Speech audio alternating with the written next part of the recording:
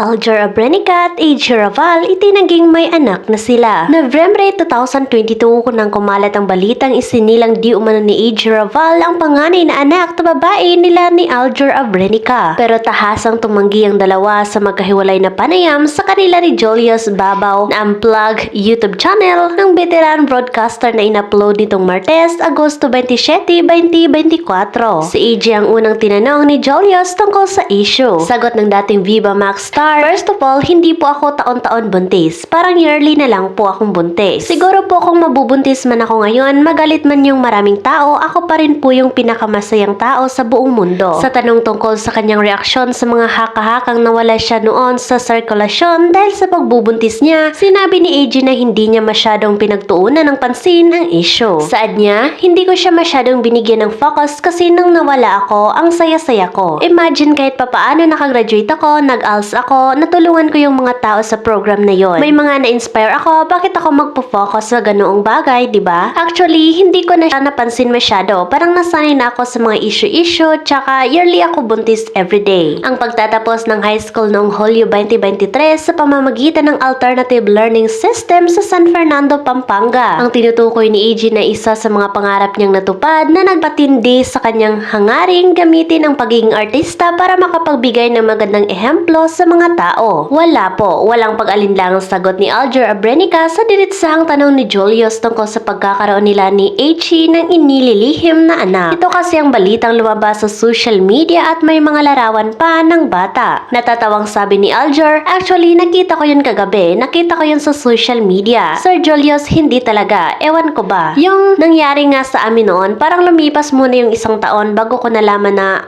may issue pala. Yung kagabi nakita ko nga, sabi ko, bakit nachichismis may anak kami? Ang bilis naman lumaki ng bata. Pero kilala niya ba yung bata? Sabi ni Alger, yung bata na yun isa sa mga kamag-anak eh. Hindi ko alam kung kaninong anak doon sa family niya. Pinuri ni Alger ang buong-buong suporta sa pinapakita sa kanya ni AJ at inamin niyang napag-uusapan din nila ang pagkakaroon ng sariling pamilya.